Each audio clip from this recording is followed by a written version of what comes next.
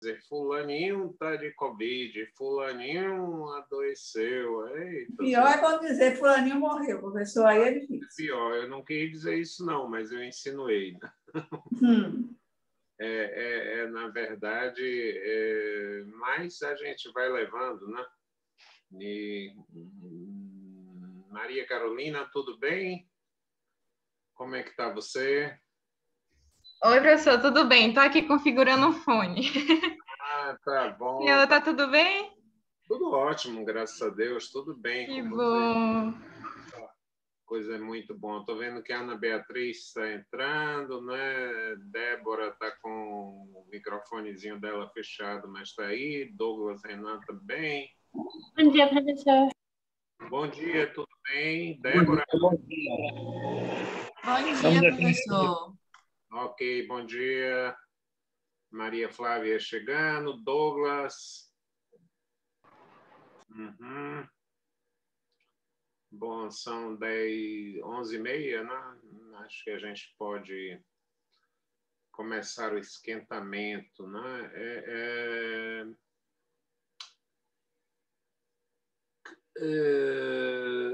Vamos lá. Eu tenho insistido muito e hoje vou passar para um tema próximo, vizinho, mas que, como o ser vizinho não tira a identidade dele, né? Que é o dos conceitos indeterminados. Eu digo isso porque boa parte da doutrina brasileira, inclusive, a partir do meu sempre admirado Celso Antônio Bandeira de Mello, fazem, digamos, uma certa... Boa parte da doutrina faz uma certa confusão entre atos discricionários e conceitos indeterminados. Olha, o que eu estou dizendo, por favor, não façam trabalhos acadêmicos, não. Boa parte da doutrina, a maioria, porque quando a gente está examinando um trabalho, quer dizer, quem é a maioria, cara pálida? Se diga, fulano, fulano e fulano sustentam isso. Beltrano, Beltrano e Cicrano sustentam aquilo, né? A maioria sustenta aquilo. Digo, você contou, fez os cálculos como é que você chegou a esses cálculos de maioria e de minoria? Eles se reuniram, os doutrinadores, para dizer isso, então eu chamo isso de fofoca acadêmica, né? Dizem por aí que sustentam, que quem sustentou, quem nada, sustentam, isso é fofoca acadêmica, né? Então, vamos de uma vez por todas, e como pressuposto de tomar um pouquinho de água aqui, como pressuposto de nosso discurso, de que discricionariedade não envolve nenhuma liberdade.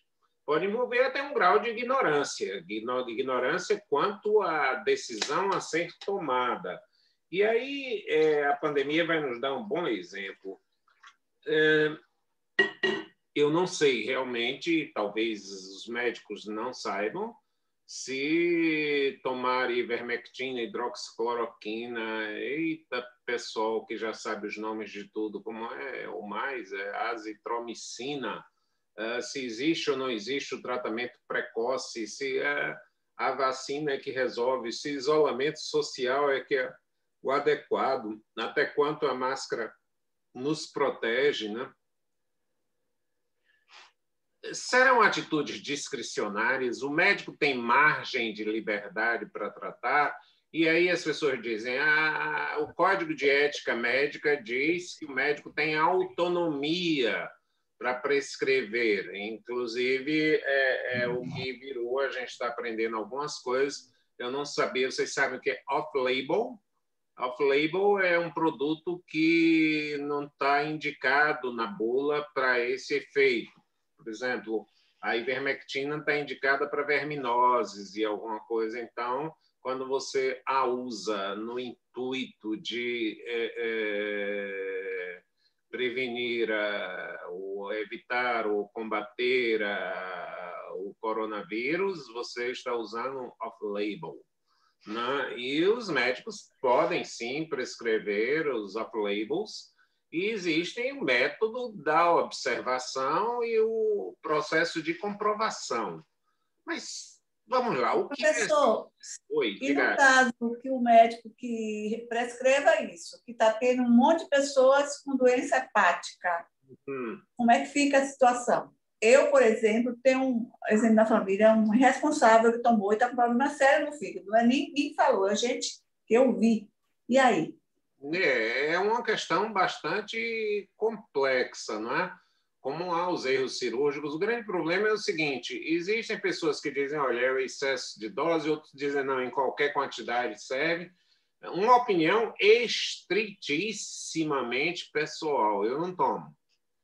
É muito estritamente pessoal, nada que eu queira influenciar a vocês, mas essa é, digamos, uma decisão no plano da discricionariedade, o que não é liberdade de escolha. Se você estiver comprovado, primeiro, que os efeitos colaterais são mais sérios do que os efeitos esperados, do que os efeitos benéficos, não há como recomendar um remédio cujos danos sejam maiores do que os supostos benefícios. Ou quando você verifica que sequer os benefícios existem, aí é que você não tem. Então, eu estou trabalhando com a discricionariedade no plano médico para dizer que no direito administrativo é a mesma coisa. Nenhum governante tem a discricionariedade para tomar determinadas decisões. Por exemplo, o orçamento público brasileiro foi aprovado e a maior verba é destinada a investimentos na área da defesa. Bom, você vai dizer, mas o Congresso pode optar por isso ou por aquilo. Não parece adequado nem razoável que, nesse momento, a saúde não seja prioritária em termos de um orçamento. Quer dizer, você não pode, na verdade, imaginar que há escolhas livres quando você lida com a vida, com a saúde, com a liberdade. Com que o direito lida? Com a garantia da vida, com a garantia da liberdade, com a garantia da propriedade, com a garantia da livre expressão, etc, etc. Nós lidamos com valores de terceiros. E quando nós lidamos com valores de terceiros, nós não temos margem de liberdade. Se alguém quiser discutir esse assunto, eu até gostaria muito, porque eu sou um dos que recusam qualquer margem de liberdade. Eu digo o seguinte: quando, na verdade, você aprofunda ou afunila as soluções propícias, e a margem de liberdade desaparece. Então, margem de liberdade seria ignorância. Eu vou dar um exemplo. Há muitos anos, se fazia investigação de paternidade por um método indireto. Primeiro, a compatibilidade sanguínea. Se o pai é O e a mãe é O, e o filho tem sangue tipo O, pode ser filho do casal. Claro que se ele tiver AB, não será filho. Então, o exame era um exame apenas negativo, mas a informação, como o tipo sangue O é o mais genérico, mais geral, não quer dizer que alguém com tipo O seja filho do casal. E aí, como é que os juízes se valiam? Se valiam de cartas. Olha, ele sempre me tratou como pai, ele sempre me manteve um relacionamento, eu sempre frequentava, eu chamava o pai dele de meu avô, e daí por diante. O juiz pega esse dado afetivo, soma com uma negativa e conclui pela paternidade. E aí, depois do DNA, continuou a existir essa liberdade? Não.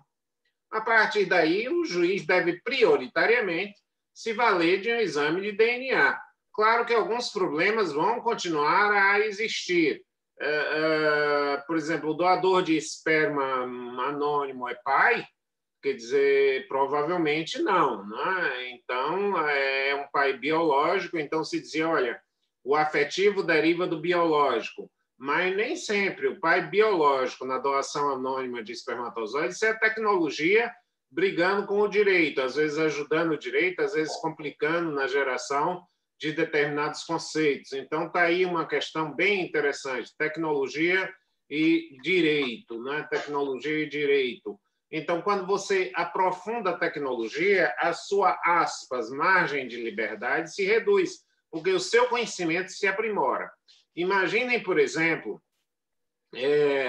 E eu antevejo um futuro de longo prazo, 30 anos, 40 anos talvez, de que as farmácias tradicionais deixem de existir. Por quê? Porque quando descobrirem ou mapearem, descobrirem não, já está descoberto há muito tempo, quando se puder mapear o genoma humano, o código genético passo a passo, só vai haver lugar para medicamentos individuais, para compensar o seu problema sem gerar efeitos negativos. Então, um comprimido que serve para mim não serve para você. Não é? Então, na verdade, a evolução tecnológica vai retirando as possibilidades de escolha, o que mostra que, na verdade, as opções são meros déficits de conhecimento tecnológico em um determinado momento. É aquele caso do nadador que chega aparentemente ao mesmo tempo à borda da piscina, mas quando você tiver um medidor com um sensor, na verdade, de alta precisão, não haverá mais o empate técnico. Não é? Então, é a mesma coisa na medicina. Pode chegar um momento em que se diga, olha, a cura do coronavírus é essa e aquela, é a que menos efeitos colaterais tem, porque todo remédio produz efeitos colaterais, e é a que maior benefícios traz. Até lá, Agnes, a gente vai ficar nessa mesma dúvida que você tem e que eu tenho, né? Será e até que ponto, na verdade, nós podemos compreender? Não pensemos que a autonomia do médico é liberdade. Se for o caso de sério problema, que chegar a um óbito, o médico pode ser imputado por ter mandado o paciente tomar esse medicamento? Não, se você, na verdade, conduzir a um óbito, você apura. Por exemplo, há uma médica aí no estado que fez um tratamento experimental com inalação de hidroxicloroquina e está sendo investigada. Na verdade, esse tratamento era meramente experimental e sem qualquer comprovação. Vejam que não há margem de liberdade. Você tem que concluir com honestidade, com acuidade, melhor dizendo. Procurei tudo. A CGU tinha um simulador. Professor, está tendo muito ruído aí, viu? Depois da reforma. Eu aqui tenho. Alguém aí, por favor, que estiver com o microfone aberto, feche aí um pouquinho enquanto a gente fala. Agora acho que está bem. É normal, gente. Essa fase de adaptação é bem tranquila. Então, vejam, tem uma médica, esse é um caso que eu vi ontem, que não sei se o estado é Santa Catarina, não importa, né? Eu escolhi um estado aleatoriamente, o que me veio na memória, mas ela tratou 17 pacientes com hidroxicloroquina inalada, e desses 4 já morreram, né? Por falta. Então, a partir daí, o Ministério Público está instaurando um procedimento para apurar, o que mostra que, na verdade, essa liberdade de prescrever não é uma liberdade. Como você não pode pegar um computador e dizer doença tal, remédio qual, você, na verdade, deixa ao médico, olhadas as circunstâncias, olhadas, por exemplo, a faixa etária do paciente, o remédio que é bom para uma pessoa idosa não é bom para uma criança, o remédio que é bom para uma mulher não grávida necessariamente não será bom para uma mulher em estado de gravidez. Então, você tem tantas variantes que você não pode prever, dado que A será B. Essa que é a grande questão também, eu estou fazendo um paralelo com a lei. A lei, dificilmente ela poderá, na verdade, estabelecer, dado que tal conduta é assim, deverá ser desse modo. Na esfera penal, quando se busca segurança, você, na verdade, esfera penal e tributária, você aprisiona os conceitos. Então, você fica, na verdade... Ele tem um Romado Barril. Oi? Condutas vinculadas. Vocês podem interferir a hora que quiserem, só põe o microfone aberto para falar na hora de falar. Professor, você falando nessa coisa de prescrição, Eu achei assim, um absurdo aquele caso do Ministério da Saúde criou aquele aplicativo que qualquer doença que você colocava para qualquer idade, para qualquer coisa, receitava o remédio. Aquilo ali, para mim, foi uma responsabilidade sem limites. Mas Sem com isso, limite, condutas vinculadas, na verdade, quer dizer, dado que A será B, isso talvez exista no mundo da matemática pura, mas nem da geometria existe, né? Porque você tem uma geometria euclidiana e uma não euclidiana, a física quântica está desmoralizada. Aí eu vou falar esse tempo inteiro, posso falar o tempo inteiro de física quântica, que é uma das coisas que está, na verdade, me entusiasmando, me interessando, né? Temos um grande cientista baiano, né? Que é especialista na área, e eu estou tomando umas aulas com ele, né? Para rememorar a física tradicional e evoluir para a física quântica, né? Que para mim é bem fascinante, nessa interligação dos microsistemas. Bom, deixa isso de lado. Por que você evita condutas vinculadas? Porque vamos dizer que eu estabeleço uma regra: quem ganha até 3 salários mínimos tem acesso ao hospital do Estado. Quem ganha até 3 salários mínimos tem acesso ao hospital do Estado. Aí chega um cidadão e diz: não, eu ganho R$3.500 e tenho 10 filhos. Sim, então tu tá fora, porque o senhor ganha mais do que 3 salários mínimos, que são 3.300. Infelizmente, por R$200. Mas eu tenho 10 filhos. Não interessa, meu amigo. A lei aqui é clara: o senhor não ganha 3 salários mínimos, vai bater no hospital particular.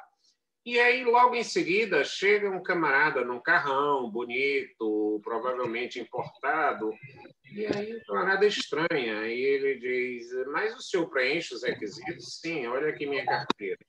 Eu ganho 1 salário mínimo. Eu vou ter que admitir o seu atendimento aqui. Mas me explique, como é que o senhor ganha salário mínimo e tem esse carrão? Não, eu trabalho na empresa do meu pai. E ele, na verdade, quer que comece com o salário mínimo, mas me dá tudo. E você criaria uma situação absolutamente injusta. Quando você diz pessoas pobres têm acesso aos sistemas públicos, ou quaisquer pessoas têm acesso ao sistema público, mas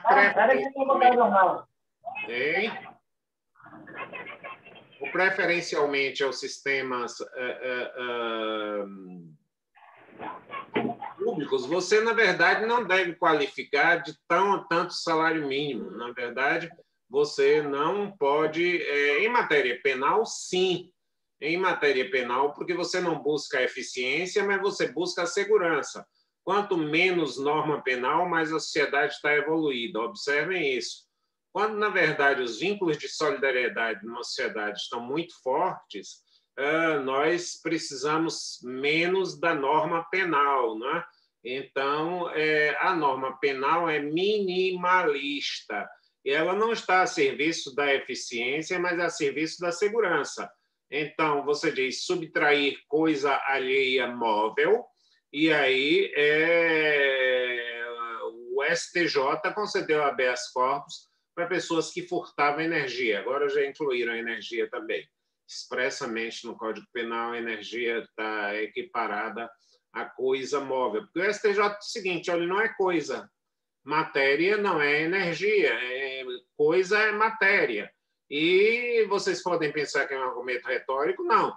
Em nome da segurança do cidadão, não se pode ter interpretações elásticas. Não se pode elastecer a interpretação, por mais inconsequente que ela possa ser, porque você está lidando com a segurança do cidadão, né? Você está lidando com a segurança do cidadão. Meu professor de Direito Penal, Raul Chaves, que dá nome ao nosso espaço cultural, ele dizia: olha, se vocês forem a um bar, bebam à vontade, mas não peçam nenhum tira-gosto. E todo mundo se espantava, ele fazia aquilo de propósito. Ele diz: porque a lei de contravenções penais diz alguma coisa, não me perguntem textualmente, consumir alimentos em casas de pasto, era assim que se usava, sem pagar o preço, com pena de detenção de não sei quanto tempo. Ele diz: bom, Como nós não podemos estender a expressão alimentos para bebidas, enquanto você consumir bebida, não tem contravenção penal nenhuma.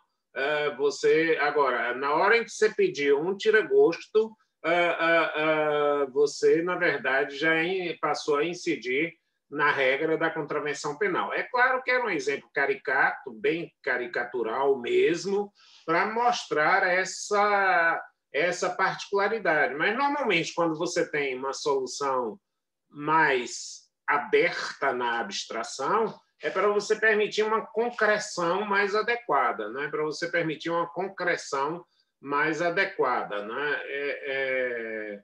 Por exemplo, situações bem concretas, ou quando a gente pensa em direito tributário, o princípio da capacidade contributiva, e aí o cidadão diz, olha, isso é um recado para o legislador, está na Constituição, mas de que não haverá tributo com efeito de confisco e você, na verdade, não pode contribuir mais além da sua capacidade. E aí os juízes, tradicionalmente, veem a situação com... Olha, isso é um recado para o legislador diz que quem ganha tanto paga 27,5%, quem ganha tanto paga 15%, quem ganha tanto não paga nada, e ele é que aferiu a capacidade contributiva. Está ótimo, doutor, beleza pura.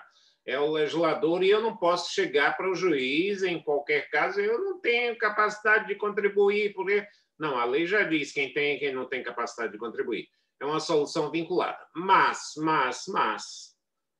os fatos desafiam a lei. Como eu gosto de citar o Eros Grau, a vida não presta contas a Kelsen. Tá? A vida não presta contas a Kelsen.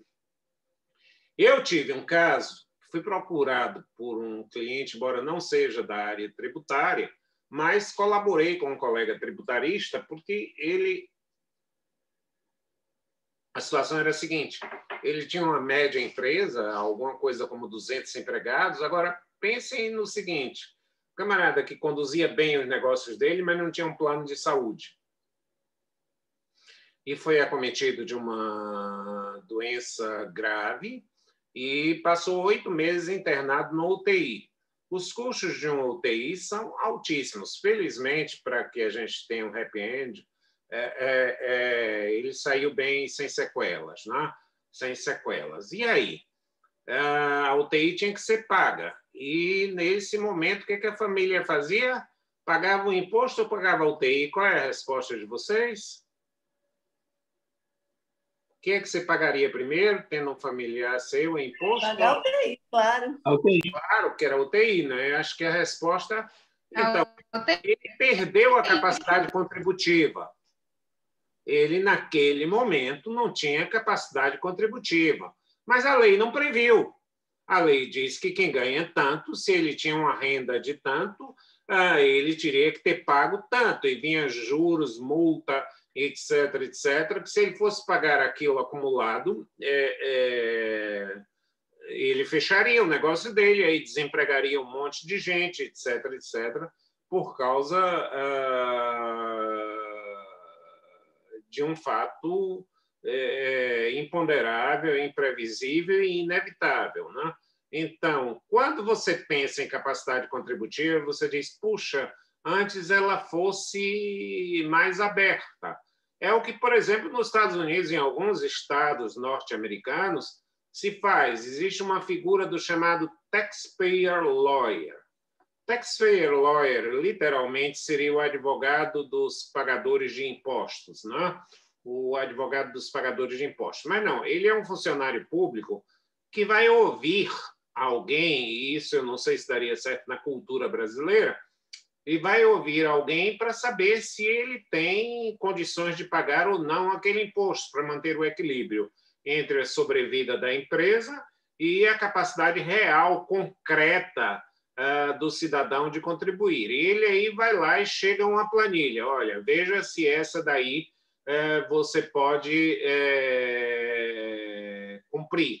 Veja se você vai. Nós não temos essa situação no Brasil, mas em muitas situações você poderia resolver essa questão reintegrando. Muitas empresas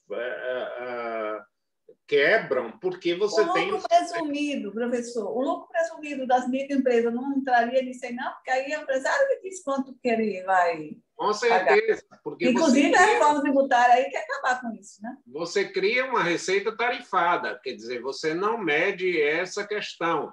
É mais ou menos o seguinte, gente, vamos tentar imaginar. Eu compro roupa pronta, mas vamos imaginar que a roupa feita por um costureiro ou por um alfaiate é mais perfeita do que a roupa pronta, né? Que serve para tamanhos médios, né? Então, eu estou tentando mostrar que a discricionariedade é a busca do aperfeiçoamento. Não é, na verdade, outra razão de ser na discricionariedade, senão a busca de aperfeiçoar-se a decisão. Quando ela, em forma vinculada, ela não seria perfeita. Ela não seria, ou ela não pode prever quais são as situações que vão se enquadrar dentro dessa ou daquela situação, né? Então, por exemplo, você diz, olha, a Constituição Federal, a partir de uma emenda, proibiu gastos de um ano para o outro maiores do que a inflação. Isso está lá. Mas e agora, na pandemia? Como é que se faz? Será que a saúde não merece uma atenção maior do que os outros setores? Quer dizer, se você pudesse discricionarizar, não seria uma solução mais adequada para essa situação? Então, a discricionariedade é a busca da adequação da solução e não uma escolha. Quer dizer, eu não posso fazer uma estrada porque eu tenho uma fazenda ali perto e ela vai se valorizar.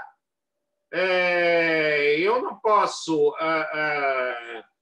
criar. Esse caso vem da França, onde o cidadão, numa comuna, criou proibição de estacionar em tudo que é lugar. Não pense que a safadeza só existe no Brasil, não. E o prefeito da comuna criou a proibição de estacionamento em todos os lugares, e já naquela época, o contencioso administrativo, o Tribunal Administrativo, anulou, porque disse, olha, seu propósito manifesto era dar dinheiro aos proprietários de vagas de estacionamento, que cobravam valores para isso, né? Então, a discricionariedade não é feita para externar a vontade pessoal do agente. Vontade pessoal do agente desconectada de um interesse racional e defensável, ela é improbidade administrativa, não é? Então, a conveniência, a oportunidade, que tanto se fala, é a conveniência e a oportunidade para o administrado, não é? Quer dizer, nós não podemos ter uma solução vinculada que não gere injustiça. Imagine, por exemplo, todas as aulas têm que ser presenciais, ou seja, vocês teriam que estar na sala de aula, ou tudo ou nada, né? E aí nós estaríamos sem poder ter um relacionamento que a sociologia chama face-to-face, face a face, né? No Brasil mais rural, a gente chamaria fuça a fuça. Não, eu sou interiorano e adoro essa linguagem do interior. Então, se você, na verdade, não tivesse a possibilidade de adequar os fatos e adequar a norma aos fatos, você poderia cometer impropriedades manifestas. Imagine se houvesse uma proibição de aulas virtuais. Como é que nós ficaríamos? Não, morra na pandemia, mas vá para a aula. Morra do coronavírus, mas salve sua aula. Acabou o assunto, né? E aí, quando você diz, olha, você pode moldar o formato da aula dentro dessa coisa, é a discricionariedade que otimiza o resultado. E é a vinculatoriedade que hostiliza, que diminui o resultado. Não sei se vocês estão entendendo essa situação. Graças à discricionariedade... Repete, por favor, aí, professor. A discricionariedade é quem otimiza o resultado e a vinculatoriedade é quem subestima o resultado. Ok. Certo? Quer dizer, isso é muito importante, porque se eu não pudesse fazer essa aula aqui, eu teria a opção ou de não fazer aula ou de na verdade, submeter todo mundo ao coronavírus e as pessoas mais cautelosas não se matriculariam, né? Eu me lembro tinha um professor muito rigoroso e eu, por exemplo, não iria numa aula com pandemia presencial de jeito nenhum. O que é que você quer? Que eu peça exoneração, que eu me aposente, que eu faça o quê? Mas aula na pandemia presencial, não. Eu já tinha um professor que me deixou isso na cabeça. Ele era um tanto quanto rigoroso. Excelente, professor Mário Barros, mas era assim...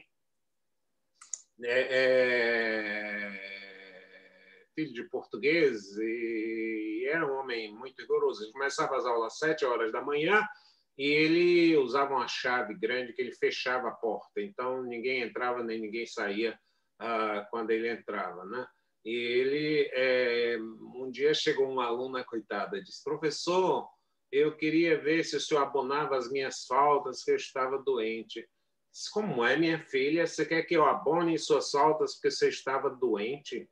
Quem está doente perde até a vida, quanto mais o ano. Vejam que maluquice, né? Quem está doente perde até a vida, quanto mais o ano.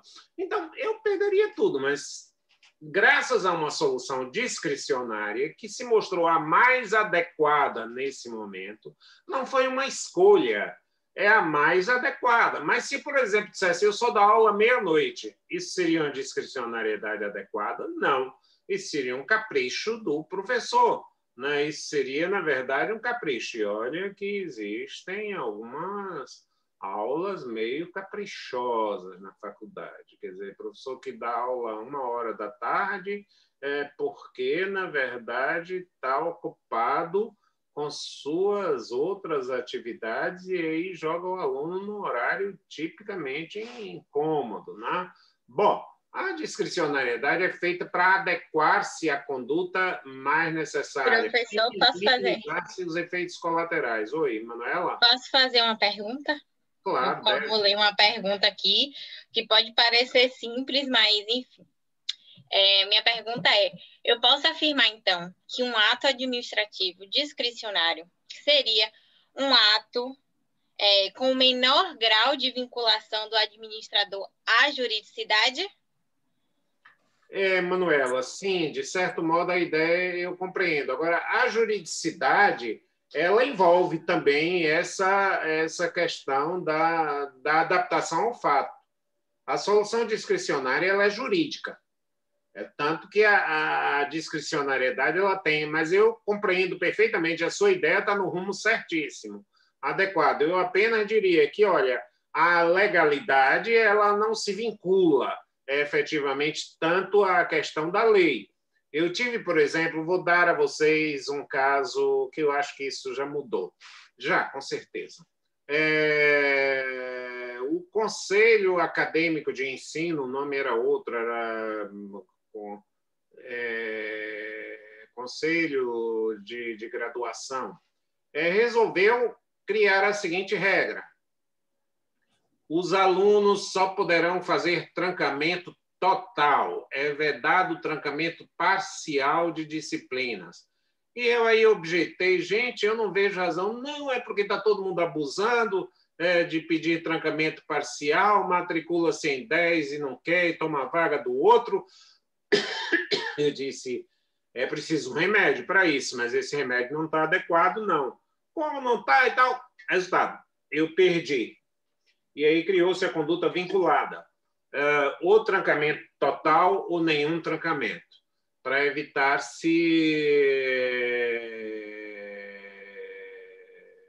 a busca exagerada de disciplinas para depois se fazer o corte. Ou seja, eu vou pensar depois e no período de trancamento eu vou trancando as outras, você tomava a vaga de outras pessoas. Está correto. Mas se você não tivesse uma discricionariedade, eu tive que enfrentar uma discussão muito forte. O meu primeiro caso que aconteceu, parecia que ele veio para me dar razão na minha discussão, foi o seguinte: foi um aluno que veio me procurar e disse, professor, eu era coordenador do curso. Era Câmara de Graduação, eu era coordenador do curso de graduação.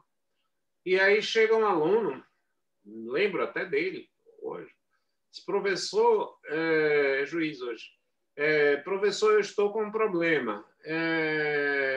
E eu disse, ele veio com... Se eu sofri um acidente de carro, estou fazendo fisioterapia e acontece que o sistema de fisioterapia da universidade, que é o que eu posso ter acesso, não funciona à noite, mas só funciona pela manhã. E eu quero trancar as disciplinas que eu curso pela manhã e manter as disciplinas à noite. Aí eu olhava o regimento e olhava o aluno, olhava o regimento e olhava o aluno. Eu digo, meu Deus do céu, o que eu vou fazer com esse camarada? Quer dizer, não faz sentido impor a ele a perda das aulas noturnas só porque ele vai ter que frequentar a fisioterapia diurna. Nem faz sentido dizer, olha, você tem que optar entre a fisioterapia ou as aulas, porque você não pode. Vejam que situação terrível. O camarada já está traumatizado por um acidente, e aí eu digo a ele, infelizmente, você não vai ter que estudar sem o semestre inteiro, mas você não vai poder fazer as aulas da noite porque o trancamento é apenas total. E eu deferi o trancamento parcial, dizendo que, na verdade, alegando aquela coisa toda da dignidade humana, de que uma regra não poderia conduzir ao absurdo, o provérbio romano ad impossibilia nemo tenetro, ninguém pode pretender as coisas impossíveis, e que, em suma, construiu o argumento, mas foi uma coisa terrível. Na época, a Secretaria-Geral de Cursos não queria atender, olha, o senhor faz o trancamento total, e aí terminamos ganhando. Isso foi para a Câmara de Graduação e aí terminaram reformando essa situação por causa desse caso, que nos ajudou a mostrar que eu não poderia criar uma situação vinculada, né? Criar uma situação vinculada. Há uma lenda judaica que diz que uma mulher muito pobre, muito simples, procura o rabino para abater uma galinha, porque ela estava com fome. Pelas leis judaicas, um animal, para ser abatido, precisa estar em perfeito estado de saúde. E a galinha estava com o pé machucado, nada que interferisse no abate. E aí ela se dirige à esposa do rabino e diz, eu vim aqui verificar se essa galinha pode ser sacrificada, porque eu estou com fome, meus filhos também estão com fome. E aí a esposa imediatamente diz, o rabino está um pouco ocupado lendo as escrituras, mas eu vou levar a galinha até ele examina e me dará uma resposta. E o rabino olhou as escrituras e olhou a galinha, olhou as escrituras e disse, não pode ser abatida. Ela está com o pé machucado. Ela não pode ser abatida, infelizmente.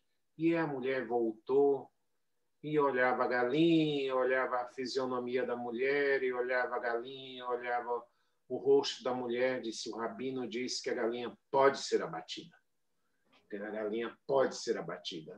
Então, a discricionariedade é feita para criarmos uma adequação da norma aos fatos. Porque na vinculatoriedade você tem uma busca da adequação dos fatos à norma. Vejam, como a vida, volta a dizer, não presta contas a Kelsen, dando crédito a Eros Grau, eu não posso, na verdade, submeter os fatos à norma. Eu tenho que submeter e vergar a norma aos fatos. Até porque, doutores, eu vou dizer uma coisa a vocês. Eu sou polêmico como o diabo, não se importem não, viu? Porque eu sou bem rebelde do ponto de vista científico. E agora eu vou jogar um petardo imenso. A legalidade não é um princípio. Celso, pô, cara, vamos sair todo mundo da sala. Esse cara está dizendo que a legalidade não é um princípio. No anel da gente vai estar escrito lex, pelo menos era assim, né? E eu estudo a lei, o princípio maior da coisa é a legalidade. Tá bom, amiguinhos. Tá bom, meus colegas, já quase. Meus doutores. doutores, vamos ver uma coisa. A segurança jurídica é o que a lei busca. Mas sempre que a segurança, essa sim, um princípio, estiver acima da lei, preserva-se a segurança. E aí vocês querem exemplos? Vou lhes dar. Isso já ficou bastante assentado, mas no começo o STJ teve dificuldades, o Superior Tribunal de Justiça. O primeiro caso foi o caso de um aluno de medicina, que estava prestes a se formar, e quando algum adversário dele acabou se formando. E quando o adversário dele descobriu, ele tinha feito o ensino médio numa escola irregular, totalmente não credenciada pela Secretaria de Educação, então ele não tinha nem ensino médio. E o que o Superior Tribunal de Justiça disse? Eu privilegio a segurança e não a legalidade. Ele não tinha culpa, o Estado não fiscalizou. E agora? Esse rapaz passou em todos os exames de medicina, é um médico que está atuando. Eu vou dizer que ele não tem. Naquela época, inclusive, a STJ construiu uma medida, para mim, exagerada. Obrigou ele a concluir o ensino médio numa escola regular. Disse, olha, eu não vou invalidar seu diploma, você vai ter que regularizar o seu ensino médio. Né? Então, o que se desprestigiou a lei e o que se prestigiou a segurança jurídica? Né? E, em outro momento, vou tentar dizer até em esfera administrativa, isso aconteceu no Ministério das Minas e Energias. No estado de Goiás, alguém pediu licença para prospecção de uma lavra mineral e foi concedida a licença para prospecção.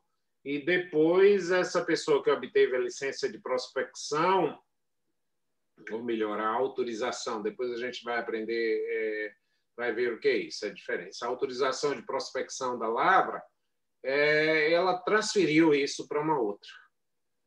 E a outra pessoa vinha conduzindo essa lavra com empregados com carteira assinada, de forma bastante organizada, quando houve uma denúncia. Olha, o primitivo adquirente da autorização é um falsário, está condenado na justiça, falsificou todos os documentos que lhe foram pedidos para obter a autorização de prospecção. E aí o próprio Ministério das Minas e Energia disse o seguinte, sim, mas agora essa pessoa, quem transferiu, teria todos os requisitos preenchidos para obter essa lavra originalmente. Então, eu não vou anular, não. Eu vou prevalecer em nome da segurança jurídica, eu vou permitir essa ilegalidade de origem, que foi a obtenção dessa lavra. Está sendo exigida alguma coisa que é, a rigor, inexistente, mas eu vou convalidar o ato administrativo em nome da segurança. Vou dar um terceiro caso para que vocês acompanhem. Eu acho que as palavras comovem, mas os exemplos arrastam, né? Eu acho mais fácil exemplificar do que teorizar.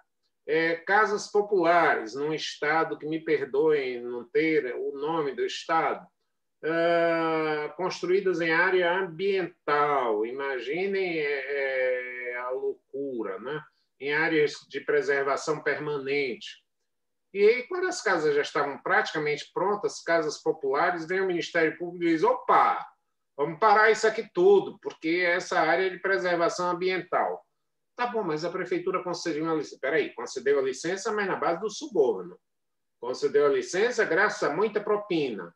Concedeu a licença de forma absolutamente. Essas casas são ilegais, têm que ser demolidas.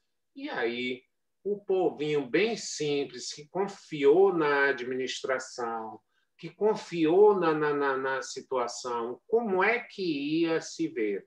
E a sentença que foi afinal confirmada, disse agora é tarde, Inês é morta. Ou seja, eu vou validar em nome de quê? Da segurança jurídica. Eu vou validar esse ato, mesmo ilegal, em nome da segurança jurídica. Eu não posso, na verdade, criar uma situação de incerteza e de insegurança muito grande, que é o que a lei visa preservar. A lei é um espelho da segurança, ela deve refletir a segurança, mas aqueles espelhos de parquinhos que deformam, alongam ou alargam as pessoas, né? A gente tem ideia do que sejam aqueles espelhos deformadores, né? que, na verdade, fazem, não vão sacrificar a imagem. Entre o espelho e a imagem, evidentemente que nós vamos ficar com a imagem. Assim, a lei é espelho da segurança. Agora, para quem gosta de positivismo, para quem quer um argumento da Constituição, eu tenho. Abram lá na Constituição, abram simbolicamente, o artigo 5º das Garantias de Direitos Individuais, e vocês vão encontrar o quê? A lei não prejudicará o direito adquirido, o que mais? A coisa julgada. E terceiro, e o ato jurídico perfeito. O ato jurídico perfeito. Então, a lei não prejudicará o direito adquirido. O que é o direito adquirido? Símbolo da segurança. A lei não prejudicará a segurança do direito adquirido. Não prejudicará a segurança da coisa julgada e nem preservará a segurança do ato jurídico perfeito. Então, a Constituição está dizendo com todas as letras que a segurança é mais importante, que na guerra entre a lei e a segurança jurídica prevalece a segurança jurídica. Vocês querem ponderar alguma coisa sobre isso? Eu queria, professor. Eu tenho uma dúvida. Nesse caso também vai priorizar a segurança jurídica? Ainda. Aqui. Sou eu, Tatiana. Oi, Tatiana, tudo bem? Você não quer Tudo mostrar... bem, professor. Quer não? Tá bom, tá certo. Vai lá, diga, Tatiana, mas pode ir assim mesmo. Vamos lá. Aqui, consegui ligar. Professor, a gente vai privilegiar essa segurança jurídica também quando tiver uma má-fé? Porque nesse caso que o senhor contou, os moradores estariam de boa-fé. E quando a gente tiver um caso em que a má-fé é muito latente? Não, aí não. Aí sua pergunta de Tatiana é perfeita. Se você, na verdade, percebe uma má-fé, alguém falsifica e não gera terceiros que estejam de boa-fé, não se pode falar em segurança. Você já sabia os efeitos e a sua causa. Aí vale a legalidade até para não se estimular a má-fé. Sua pergunta está perfeita. A segurança pressupõe uma boa-fé.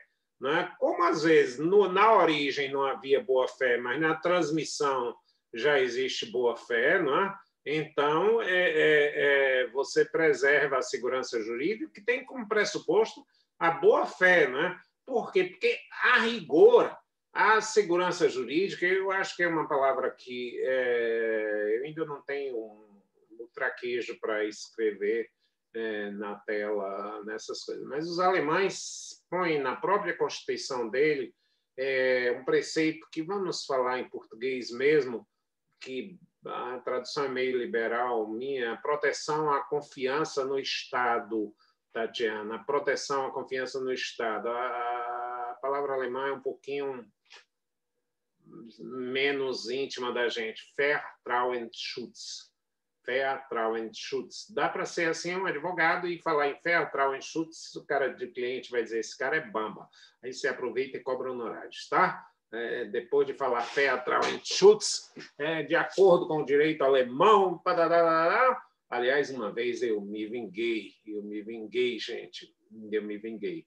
E vou dar os dados para que vocês não pensem que tinha uma empresa que foi cliente minha que pretendia fazer concorrer para fazer o metrô de Salvador, era a gestão ainda do prefeito Antônio Embaçaí, e eu era advogado da empresa, uma empresa espanhola, Central Auxiliar de Ferrolíneas. Eu digo que o ato foi público. E aí tinha uma cláusula no edital que o advogado espanhol que veio acompanhando o presidente, se chamava fulano de tal Esnaola, Jesus Esnaola. Ele, bom, eu estou chegando da Europa e tal, e vem e disse, isso aqui é uma cláusula absurda, isso aqui, me desculpe, mas só tem no Brasil. Isso aqui só tem no Brasil. Eu disse, como é essa cláusula desse edital só tem no Brasil? Olha, vamos ver, eu sou advogado de vocês, mas não sou aqui milagreiro para dizer que essa cláusula é uma cláusula bastante conhecida. Na Espanha ninguém conhece. Eu digo, me dê um minutinho só. E eu comprava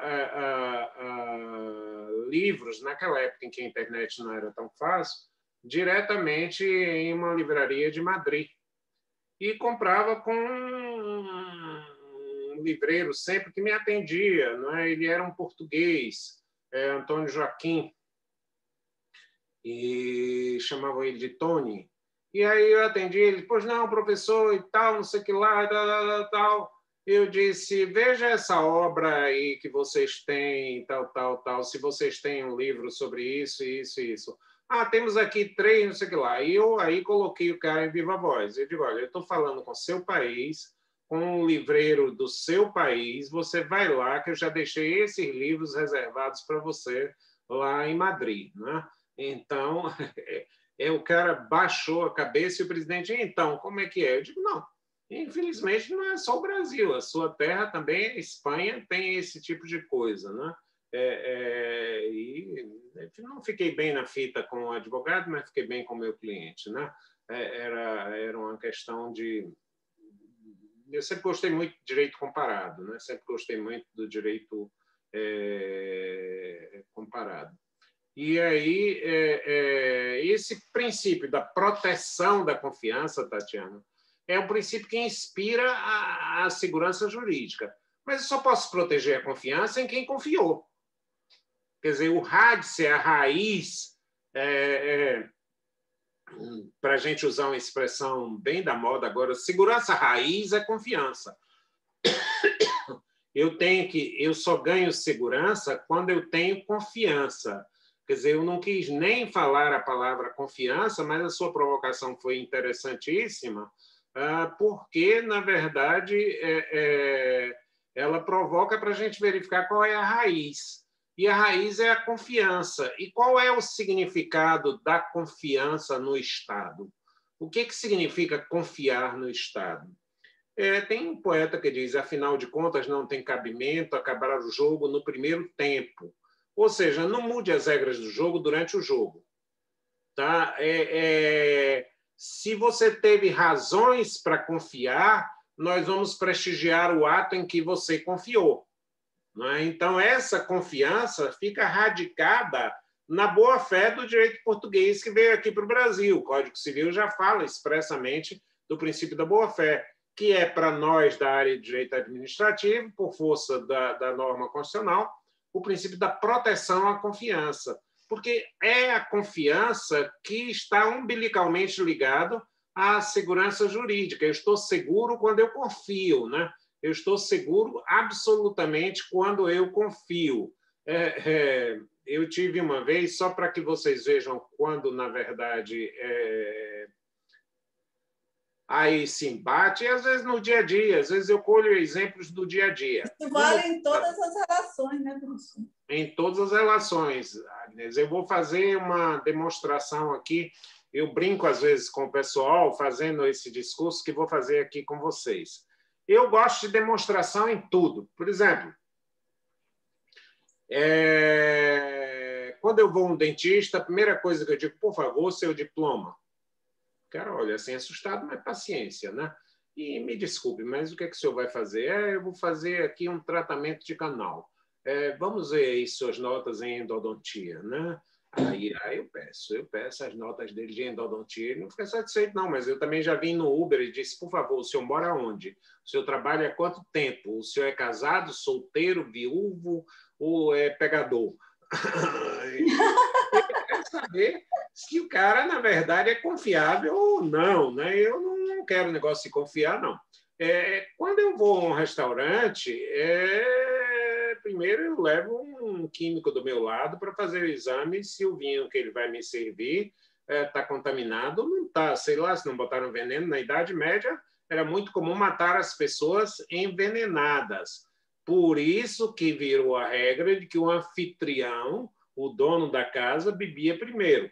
Hoje, o anfitrião, na nossa cultura, é o homem, né? Sempre vejam que o homem prova primeiro o vinho e depois serve à mulher, né? Um gesto de dizer, bom, ele é bom esse vinho, tanto que eu me arrisco a morrer por você. tal qual um Romeu e Julieta, né?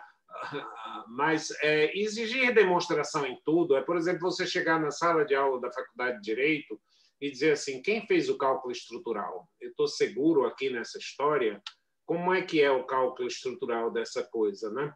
Aliás, a grande notícia, quando eu fiz o memorial da faculdade, e essa notícia se espalhou e veio uma família de Minas Gerais, e o arquiteto que fez o projeto da faculdade era um mineiro. E a família contactou conosco e nos mandou todas as plantas da época, 1960, que elas tinham guardado, porque ele ganhou um concurso nacional do Instituto dos Arquitetos, então ele guardou e doou para a Faculdade de Direito. Então, dá para a gente saber como são os cálculos. Então, imagine que você pedisse a demonstração de cada coisa em cada lugar, em cada situação. Você chega, por exemplo, para um funcionário e ele lhe dá uma informação, e você é funcionário mesmo? Me mostre quando você foi nomeado, você está em exercício dentro dessa coisa. Então, a demonstração, gente, é a exceção. A confiança é a regra. Você compra produtos nos supermercados e você sabe lá o que é que foi esse produto ou o que é que não foi esse produto. Claro que você tem alguns cuidados. Por exemplo, se você tem uma auxiliar doméstica, não convém brigar com ela, porque ela pode cuspir na sua comidazinha, né? E brincadeira à parte, né? Mas você tem que confiar, né, em quem prepara os alimentos para você, em quem faz a limpeza para você, em quem, na verdade, lhe transporta, em quem você compra. Que confiança maior? Os americanos dizem, você confiaria numa pessoa a ponto de comprar dela um carro usado? Olha o grau de confiança que você precisa ter para comprar um carro. Caso de Moro, hein? Ei? Oi. O que Gilmar Mendes fez com o Moro, poxa, achei mal ali, viu? Foi muito ruim. Por mais que Moro não presta, mas eu achei que ele pegou pesado. É muito ruim o julgador tripudiar de quem está sendo julgado, né? Briga tem que ser pelo menos entre os iguais, né? Não dá para, nessa hora, o jogador tem que ser E o pior, a língua que ele fala parece português. Parece português. O Gilmar Mendes, a língua que ele fala se aproxima muito do português. Se transforma ao português. Pois é, né? Então, na verdade... Porque ele fala muito errado, é por isso que Gilmar fez isso. Mas eu acho que não cabia ali, não. Não vale o caso, não é a situação. Por exemplo, eu recomendo a vocês que, se forem advogar, não comecem a criticar os erros do advogado contrário. Olha como ele escreve, olha como ele faz. Para evitar isso, né, professor? Hein? Para evitar esse tipo de coisa. Evitar isso. Por exemplo, eu já vi um advogado que escreveu: como é que pode ser residente à rua, tal? Residente na rua, tá certo. Você reside na rua, você vai à rua, mas você reside na... Mas se eu vou lá tomar o tempo do juiz para dizer esse tipo de coisa... E eu já tive, por exemplo, uma vez eu dei um curso para juízes aprovados e queriam treinar alguma coisa, e na falta, claro que eu não sou nenhuma autoridade no assunto, mas não tinha ninguém para falar de português jurídico. E aí eu peguei uns livrinhos, estudei aquele treco todo, e fui vendo que na linguagem jurídica estava sendo usado de modo impróprio. E aí falei para aqueles meninos, gente jovem, que já estavam aprovados em concurso de juiz, eu digo, olha, expressões que são pouco técnicas. Por exemplo, pedir desistência é muito frequente, mas advogado não pede desistência da ação, ele desiste, o ato é dele. Porque o que ele pede, na verdade, é o que o juiz tem que dar, mas o juiz não vai desistir por ele. Eu peço desistência, tá certo, o juiz diz, eu desisto. Ora, eu não vou pedir desistência, eu vou desistir, e o que o juiz vai fazer? Homologar, reconhecer os efeitos da desistência. Não, você desistiu tardiamente porque o processo já está contestado. Então, reconhecer os efeitos da desistência é uma coisa. Outra coisa é você admitir que alguém está pedindo desistência. Ou seja, desista para mim, eu peço deferimento, defira para mim. Eu peço deferimento, defira para mim. Mas não peço desistência. E aí eu me dei mal no seguinte, um juiz, depois de algum tempo na comarca, professor, eu me lembrei daquela sua lição e botei para quebrar. Eu digo, eita, juiz, quando bota para quebrar é meio complicado. Aí ele, Manuela, virou e disse, Teve um advogado que disse que vinha pedir desistência. Eu botei pedido juridicamente impossível, prossiga-se no processo. E o advogado aí abandonou o processo.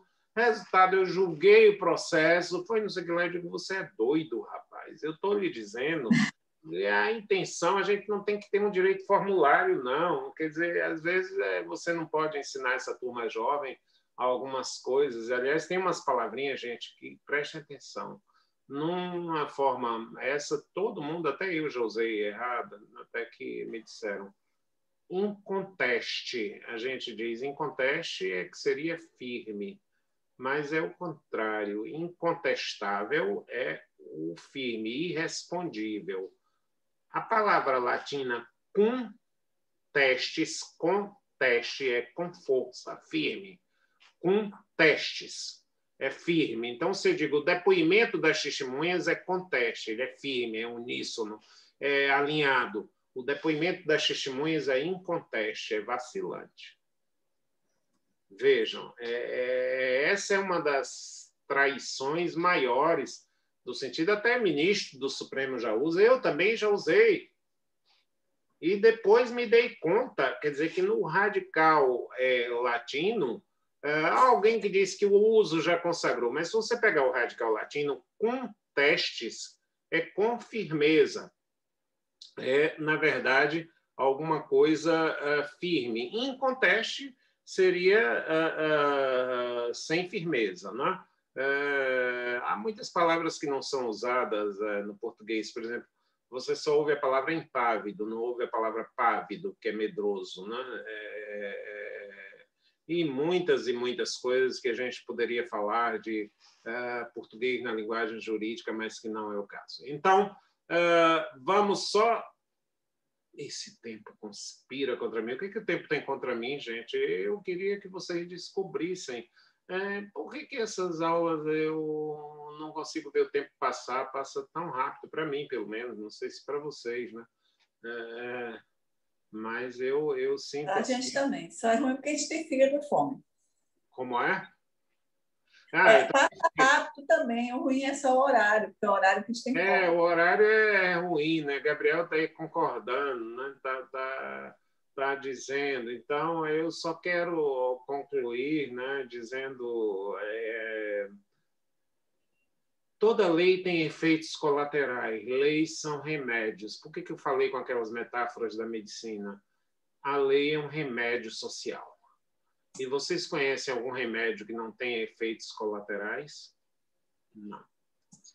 Não pense que você tomar um ácido acetil salicílico que está lá no Melhoral, está vendo como eu sei os nomes das coisas bonitas? Ácido acetil salicílico. Né? Eu chamo, por exemplo, ácido desoxirribonucleico, que é o famoso DNA, tá? Então, eu sou versado nesses assuntos, né? Aleatórios em cultura inútil, né? Então, todo remédio tem efeitos colaterais. Se a lei é um remédio social, ela não foge à regra de que toda lei tem efeitos colaterais. Silogismo, né, professor? Bem? Está usando um silogismo aí, né?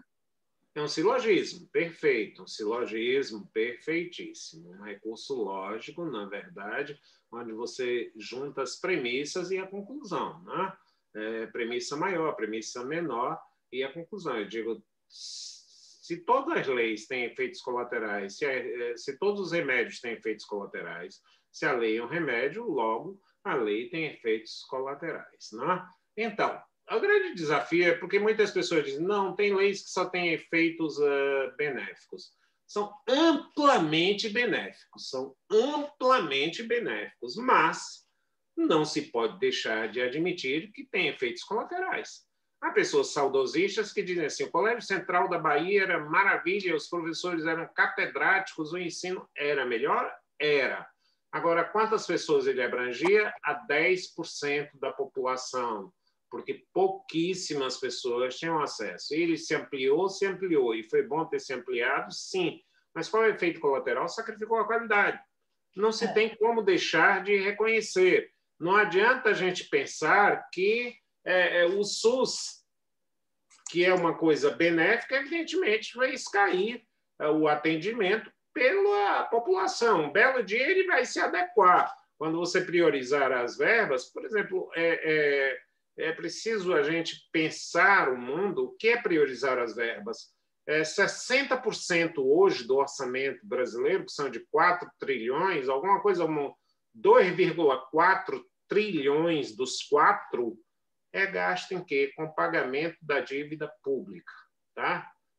2,4 trilhões dos 4 trilhões é feito com pagamento da dívida pública.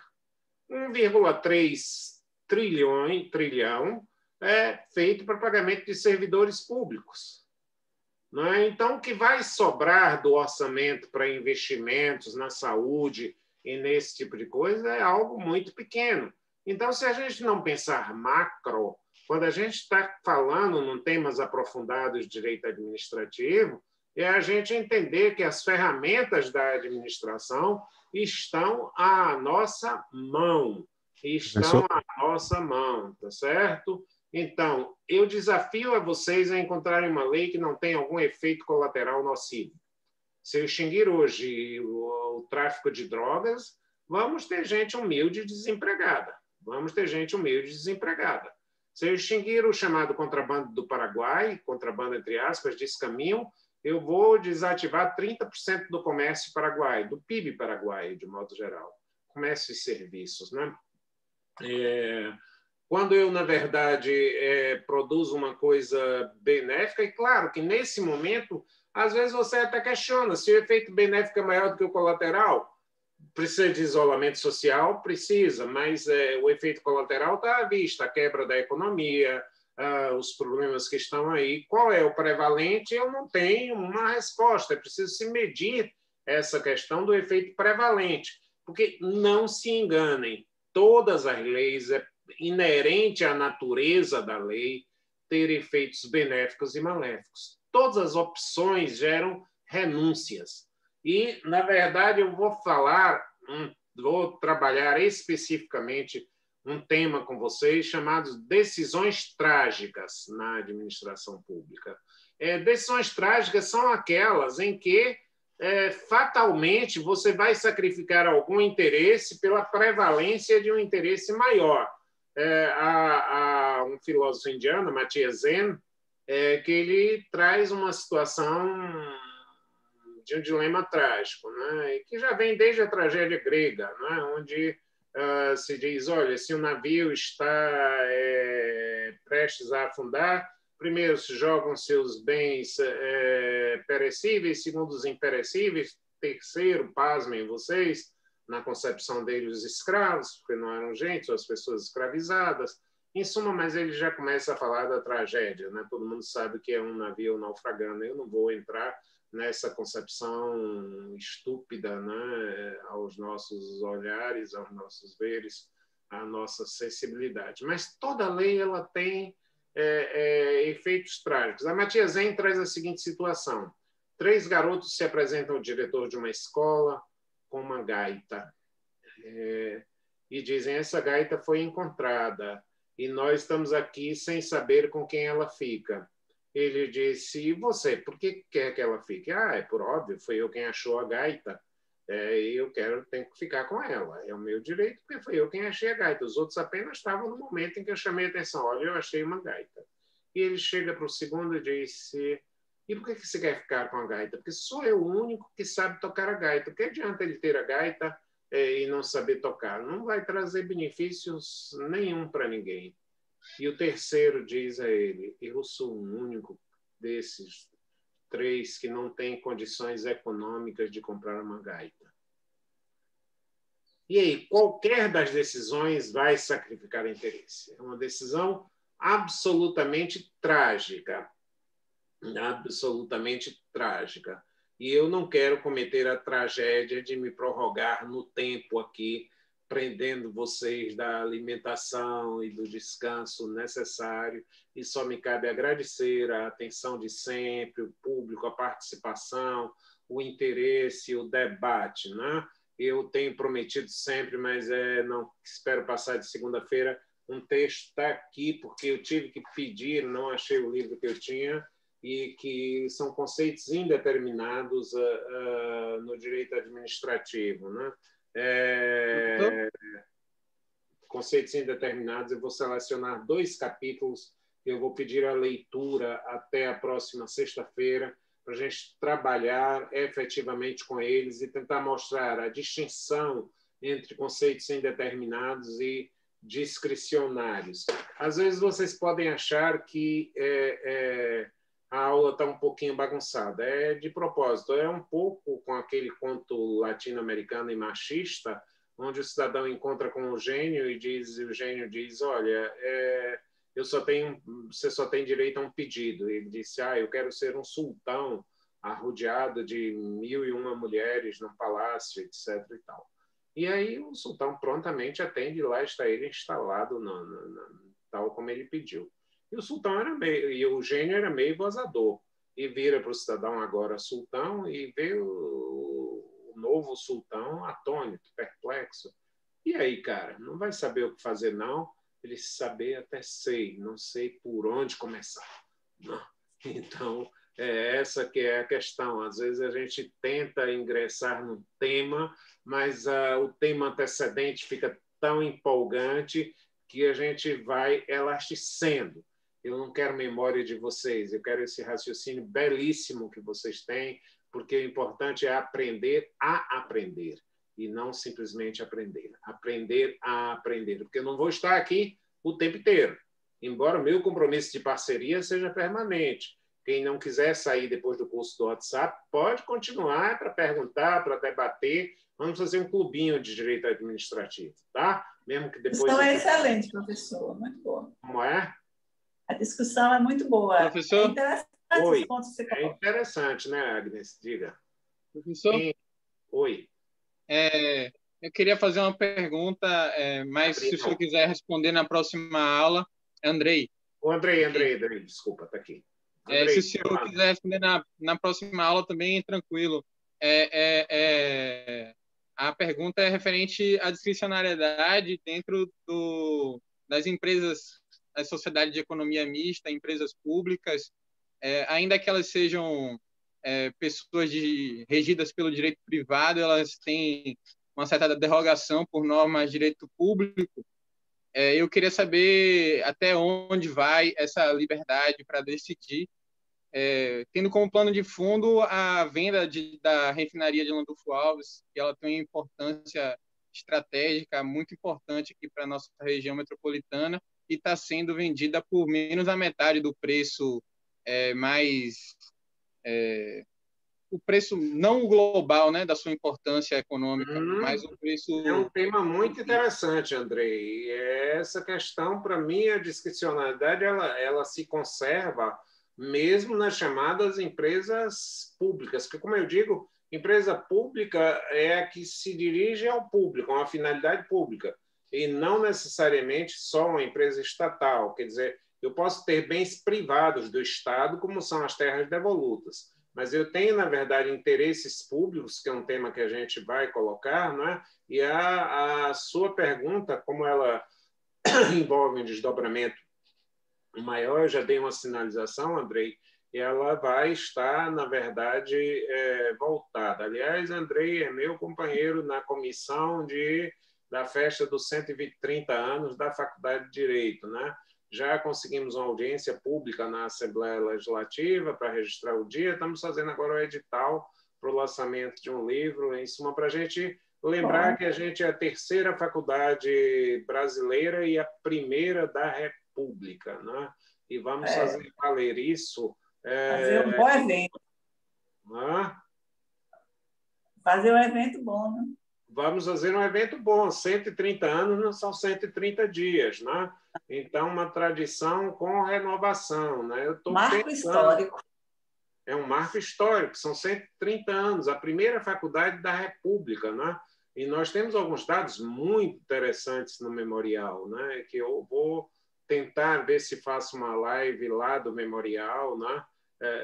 Para que, como evento comemorativo, para mostrar que peças importantes a gente tem, né, no memorial. O digesto romano em língua portuguesa é o único do Brasil e foi traduzido por um baiano em 1910, 1915, alguma coisa. Ele hoje recebeu o nome, Manuel da Cunha Vasconcelos, o nome da Biblioteca do Tribunal, por essa obra que nós descobrimos jogada no depósito. E... Professor, por último, rapidinho, que eu já vou ter que sair, decidiu alguma coisa sobre nossa forma avaliativa? Não, mas geralmente será um texto. Já definimos basicamente que vai ser um desses textos, e eu vou permitir que vocês escolham um desses textos que está sendo distribuído e que vai ser distribuído para que você faça uma análise. Eu não gosto dessa prova, Carolina, de o que é isso, é aquilo, e nem a gente tem como. Eu já não faço. Eu achava tão esquisito, eu tenho um trauma daqueles professores que diziam assim, não pode abrir código. Eu digo, pode abrir código, pode abrir caderno, pode abrir a mente. Terrível. Era terrível, quer dizer, meu Deus do céu, eu sou muito Raul Seixas-iano, né? Veja a música dele que serve para a pandemia. É a escola do século passado, né, professor? A escola moderna a escola não é do século passado, né? É uma coisa. Gente, eu não vou prender, porque vocês ficam tímidos, só querem sair quando eu saio, né? Então, Professor, oi, diga. eu tenho uma dúvida.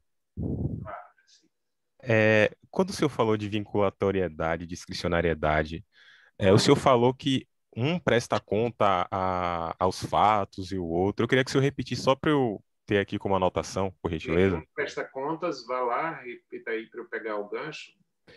Da vinculatoriedade e da discricionariedade.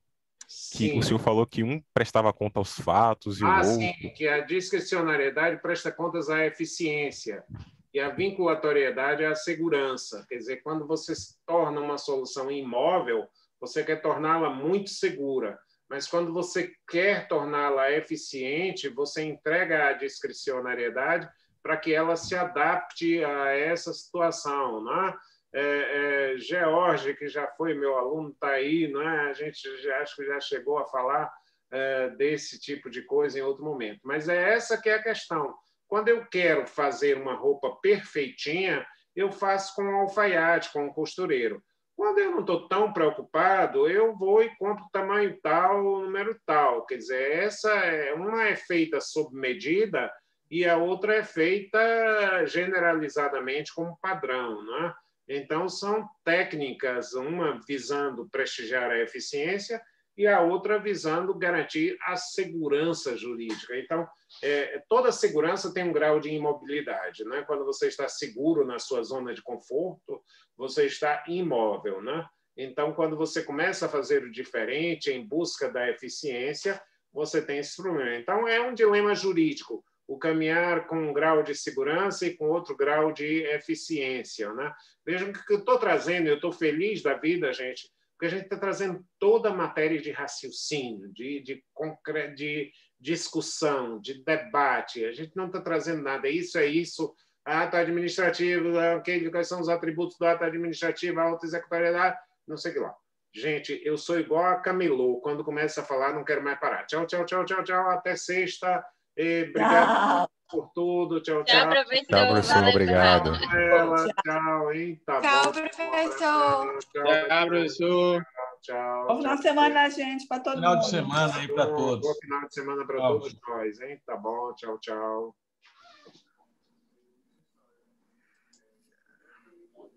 Tchau, professor. Eu vim aqui. Muito obrigado. Bom fim de semana para todos, de George. Tchau, professor. Obrigado, de Isabela.